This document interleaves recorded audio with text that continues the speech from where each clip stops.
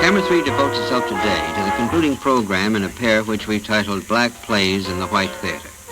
Through the opinions of our panelists, we shall investigate the current state of Negro theater, its plays and playwrights, its audiences, its problems. Included in Camera 3's guests, we have playwright Lofton Mitchell,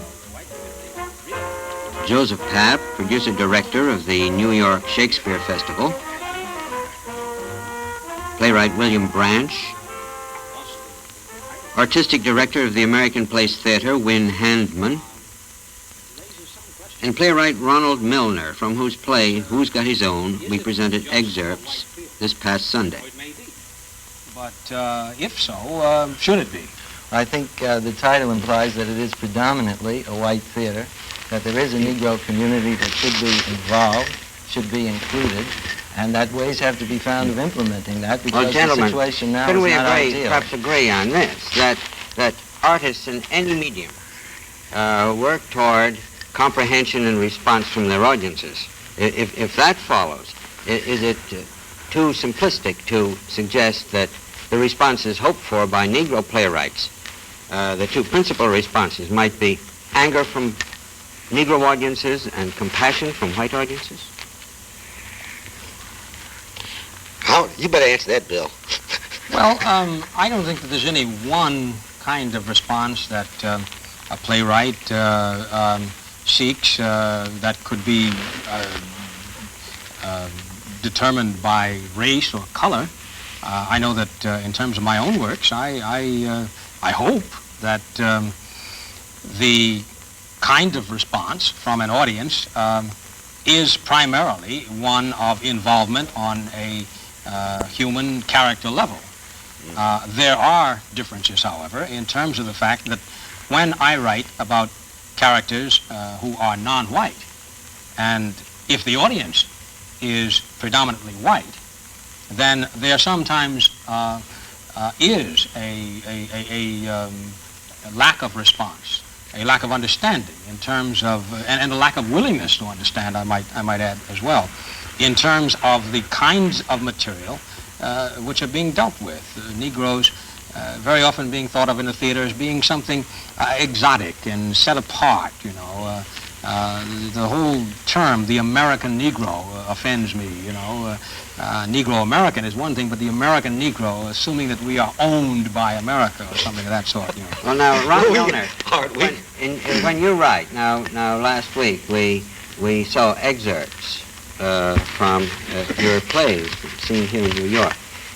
Do you feel that the emotion that drives you as a playwright and which you seek to convey to your audience is perhaps anger? You say the emotion, I sort of turn you off there. It's not one emotion. You're dealing with, like in my play, there are three main characters and many emotions. You mean Bill Branch, isn't it? Yes, there are many emotions. The overall emotion, I want illumination, compassion. I want sometimes I must condemn. You know, I intend to condemn, but I don't sit down at the typewriter feeling that I'm going to make a spear. Well, it's a funny thing that in the theater of our time, the phrase "the angry young" and so on is used, certainly with no thought of the racial origin of the playwright. Now, would you say that anger is likely to be a main ingredient of the man who writes a play in the United States today? I don't know. I write out of love, out of it's an erotic thing, and so I'm angry. I've been angry as long as I've been on this planet, and will always be angry, at least intellectually angry. But to just pin the word angry on a playwright, I think, is dangerous. I think a bag has been created. A new black stereotype is on the market. The angry young man, you know. We went from the bandanas to the angry kind of guy. But this is not the total black experience. Black people are a lot of things. They're angry, they're sentimental, they're happy, they're sad. So, In other words, there's as much diversity among black people as there happens to be among whites. And I think whites are going to have to come to grips with that and realize it. Well, would you feel that the Negro playwright writes for a special audience? I couldn't tell you. I could tell you what I write for. I write for as many people who will listen to me. It so that is a happens. special audience. Well, it so happens that the majority of my audiences have been black people. A Land Beyond the River ran a year because of black support. 85% of Ballad for Bemster, that was black people. There was no thanks to Mr. Kerr.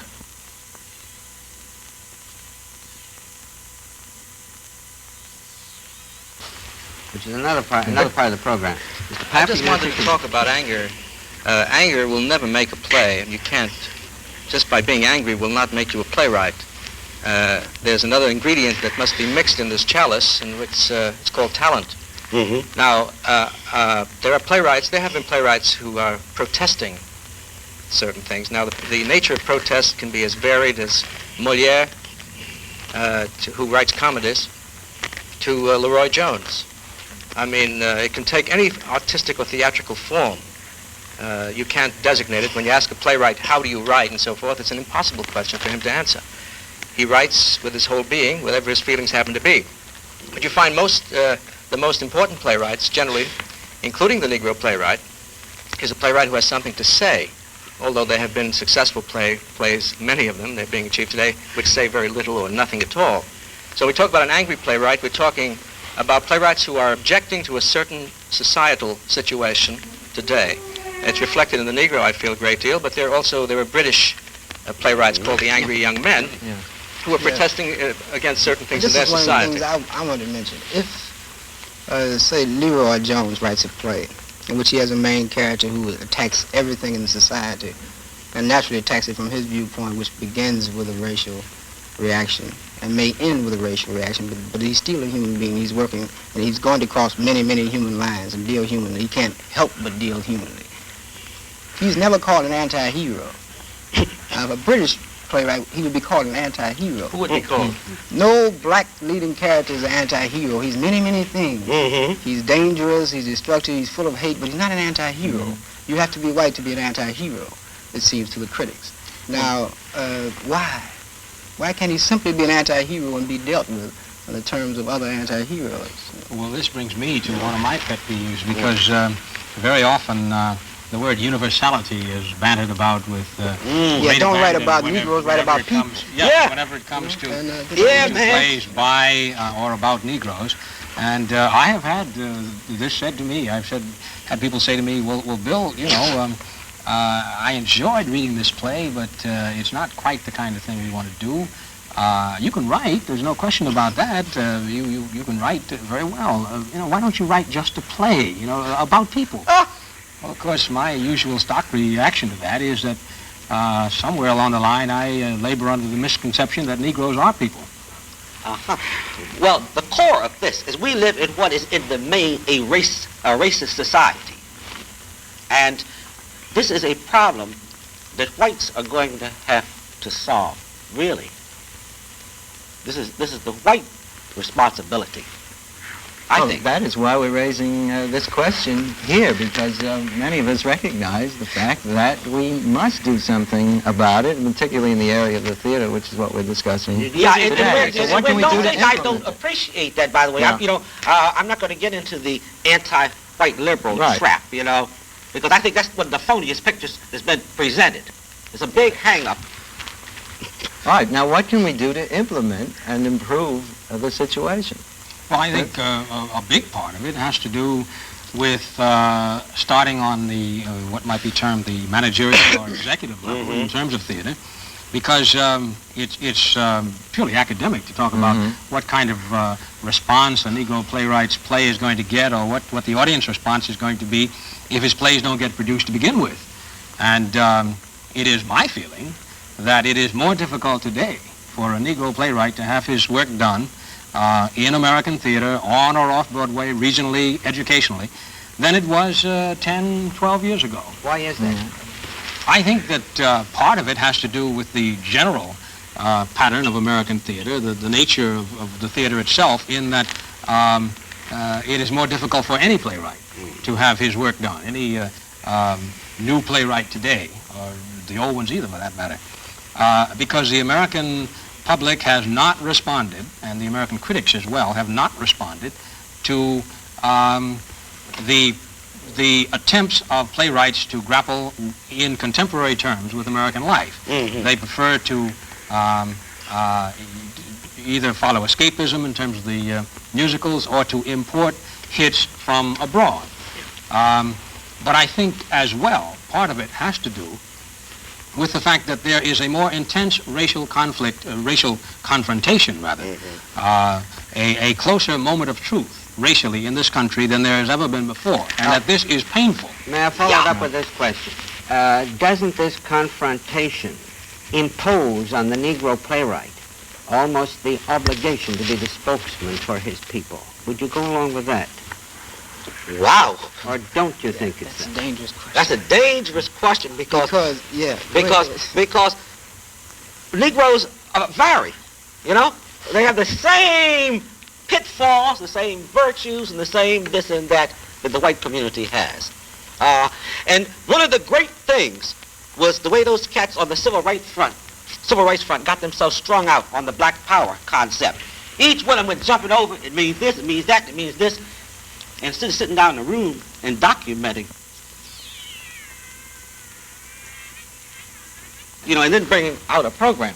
But it showed you 6 different men had 6 different points of view. Well, I personally object to the concept that anything can or should be imposed upon a writer or an artist.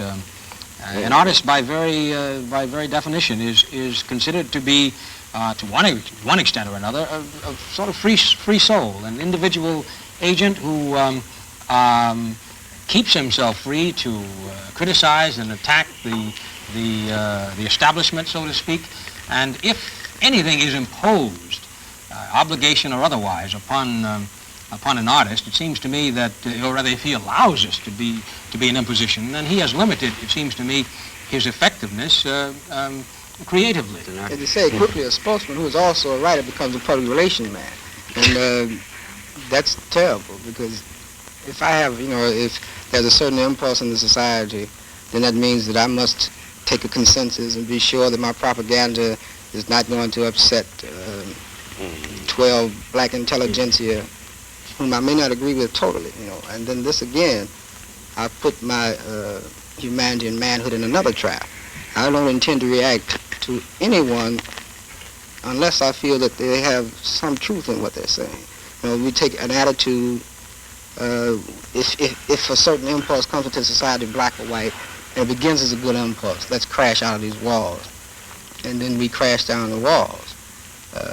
Maybe my next true impulse would be, now let's build a new room. But some others may say, let's go crashing down every wall and everything in sight. And should I say, well, I don't want to crash everything in sight. I want to build something now in the space I've cleared out. I want to be free to say that. And a spokesman cannot if he's following this mass push. And I think that's bad for an artist to be following any mass drive. He has to attack all sides, every side. He's an outsider anyway, or should try to remain. As soon as he becomes an establishment, an institution within himself, then he has his groove and he's going to stay there. He's no longer important. Who can he speak for? In other words, you gentlemen don't want to be labeled with adjectives. No. Don't want to be labeled with false responsibility. I, for one, certainly wouldn't wish to shrink from the challenge, not the obligation or responsibility, but the challenge of dealing as effectively as I can in my medium, in terms of whatever craft I possess, with problems and questions that I am interested in, which means that it may be that I may choose to try to be a spokesman. It may be that I will not as well, but I certainly don't want to shrink from the challenge, and I feel that when a Negro writer approaches his material, it is up to him to make this choice as to just what role he's going to play as a writer. Is he going to be sort of an interpreter from one community to another? Is he going to address an ideal kind of mainstream integrated community, which does not exist as yet in this country? Is he going to instead merely try to focus inwardly in terms of what might be called truth with a capital T? It's up to the artist to decide for himself. I don't think he should either be imposed upon, nor should he be prohibited from responding to whatever particular challenge he feels. Are there any elements in the 1960s in America, in Negro life that seem to cry out for dramatic expression? I think so. I think it goes without saying that the catalyst, the dramatic catalyst, in terms of the domestic front here in America today, is unquestionably the Negro experience. And yet, of course, we find very little of that reflected in our drama, in our movies, in our television. Drama is supposed to be the art of illusion to some extent. It is supposed to be a question of mirroring life. And yet the fact of the matter is that this medium in America lags far behind the actual life experience. Let's for the moment put the Negro playwright over here and talk about the play. And I'd like to invite Mr. Papp, for instance, to come in, because you are always looking for plays, in a sense. Now, certainly the sort of play that would mirror our time would be one that would be of interest to you, wouldn't it? Oh, very much so. And I'll tell you, frankly, there are points of view that I would be interested in having expressed on the stage. I think any point of view today expressed by a Negro playwright, and I'm not talking about the creativity and the artistry of the play, because you're always saying something, anybody who writes. There seems to be a struggle between youth and age today in our society, and you find it expressed in playwriting, and not only with the Negro playwright, but with a lot of young playwrights that are coming about. There's a new left kind of feeling amongst certain young playwrights who are also destroying shall I say, not impolite so much, but they're kind of vehement, and they're not talking like their fathers did. And I think young playwrights, young Negro playwrights, are also speaking another tone. There's a political situation in this country, and it's reflected in the Negro movements today. I'm not saying that these movements necessarily express all the complex feelings of Negro people on every level, but it seems that any thinking playwright today has some association, has some identification with a particular movement. If there were a playwright, a Negro playwright to write today, expressing, let's say, the NAACP point of view, political point of view, which is it's calling out to say we reject any kind of movement which suggests violence. We reject any kind of movement that rejects integration. Now, a man who accepts this point of view, and there are Negroes who have this point of view, and very strongly so, if he wrote a play on that subject today, it would have to be a very interesting play for me to produce it, because I have certain points of view too. Now, I would be interested because in seeing a play that has a more dramatic and effective statement to make, which is closer to the truth of the matter. We had an evening in Central Park where it was an evening of Negro poetry and folk music. Beautiful. It was a very successful evening, and all the performers were black, and the 60% of the audience was black. Mm-hmm. And the feeling that evening was so strong that nothing could go wrong. I mean, the atmosphere was already charged. There were some poor poems there, and it was overly long. Mm-hmm. Occasionally there were some good moments, but no matter what, the whole feeling ran so high that people would have stayed there for 2 or 3 days.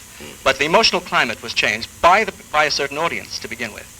However, the point is, as far as these poems were concerned, they were not as, let me say, strong as you would like to hear them. I think if they were a little more if they came to grips more directly with what was happening in this country today, the evening would have been a little more exciting. It did show that there were talented Negroes writing in different ways, writing about love, writing about different kinds of behavior, not only on a social point. But I felt the content. Was his audience that you talked about a typical American theater audience? I don't know what that is, because audiences are different in every part of the country. Well, racially speaking. Well, racially, it was certainly not. I mean, because you never find an audience of, well, you have 2,300 people, and 1,500 people are black, and the rest are white. That's an unusual assemblage in a theater. Who chose Joe that evening went into Roscoe Brown. That evening went into the Broadway theater, and judging from my visit to it, the audience response was just as warm in a large theater on Broadway, well, not quite, as it was in Central Park the time you're speaking of. But most certainly we're coming now to something, of course, that is the rest of the picture, and that is the audience. Has the audience, as you see it, however we define it, lived up to your expectations? How about you, Ron Miller? For instance, the play that American Place has just had in New York. Well, that's very interesting. The audience brought me a revelation at this play. As I told you before, I underestimated the white audience and overestimated the white critics, because what do you mean by underestimated the white audience? Well, I had expected them to turn me off at the same racial wall, and that they have the presumption, I felt, that they have the presumption that people spend a year writing plays to get at their collective guilt, to point a finger at them, and this is my whole existence is a reaction to them. But the audience did not react that way. The audience went as far as they could with the experience, reacted to it. In the main, the audience reacted. But the critics, whom I thought might come to it on another level and see human beings who were having a black experience in America, reacted collectively as a guilt. I'm going to let you have at the critics, gentlemen, one and all, but I'd like, if I may, Mr. Mitchell, Sure. to ask Mr. Hanneman for a comment on the audience, because he saw those same audiences. Well, I saw those audiences over a period of 5 weeks, and I certainly was enlightened, because I saw different groups in the audiences reacting in different ways. I saw groups of Negroes cheering, laughing, being told the truth every moment of the play, and coming out tremendously excited, tremendously fulfilled. I saw many whites react the same way, that in terms of getting illumination from it, not necessarily laughing as much, not necessarily cheering as much, but being filled with illumination. I saw groups of young Peace Corps workers, predominantly white, who responded very fully and very audibly to the play.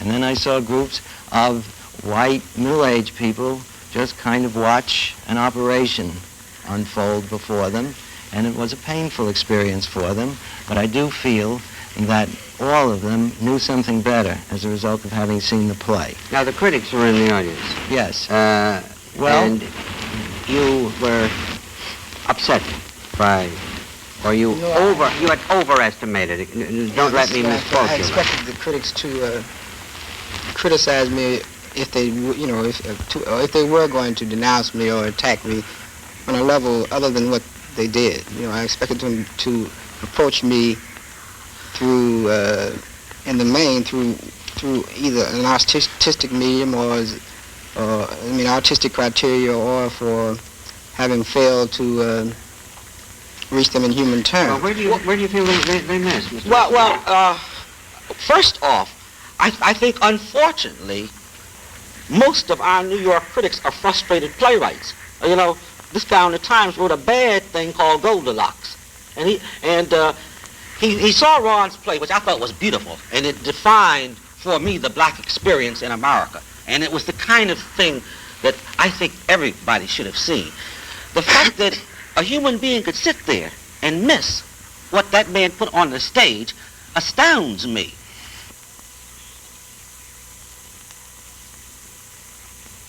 Who is a black man, allegedly, was worse than Walter Kerr's. Did you read a review by a fellow named Clifford Mason who writes for the Weekly Voice. No. He's a Negro critic. The headline of Clifford Mason's review was "Killing Negro Plays," and he felt that that was what was done. Well, I think that of course, there are those again who would say we don't need an adjective, that the role of the critic in our time is to do a lot of that. but But we need I feel some that there creative is- critics. I feel that there is a valid question to be raised to some extent as to the background that the critics bring Yeah. to a play which is about an area of life which admittedly they really know nothing about. No. Now, obviously, they feel perfectly qualified to judge a play artistically or any other way which they feel meets or doesn't meet certain dramatic standards. And yet the fact of the matter is that there are at least two Americas. There is a white America and there's a black America. And white America knows very, very little about black America. This includes white critics. One last point, Bill. Can the theater serve as a bridge between those two Americas? Ideally, it could. It bet. Ideally, it could. And I think that one of the tragedies of the present American theater is the fact that it shies away very definitely from dealing with this kind of material and serving this kind of function. The basic problem here, as I see it, is the fact that plays about Negro life are considered so special, and there's so many qualifications and ifs and ands and buts and executive corporate decisions that have to be made before such a play is ever done, before material of this kind is ever dealt with, before we even get a chance to judge whether or not it's a good play or a bad play. When it comes to the question of bad plays, why Broadway and off-Broadway produce hardly anything else but bad plays. Well, and yet when it comes to a Negro playwright... I hope that perhaps we have pointed the way toward what we hope will develop so that it will bridge that particular gap, just as you said. For joining us on Camera 3, our thanks. Lofton Mitchell, thank you. Joseph Papp, William Branch, Wayne Handman, and Ronald Milner. Until next week, this is Jim McAndrew saying goodbye for Camera 3.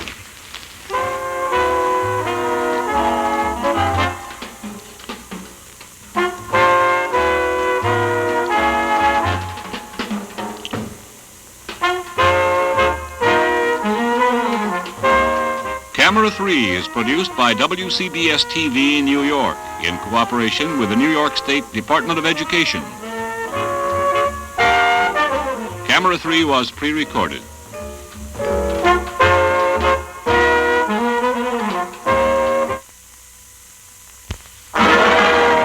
On Thanksgiving Day on CBS, enjoy a tale of 3 cities brought to you in the Thanksgiving Parade Jubilee.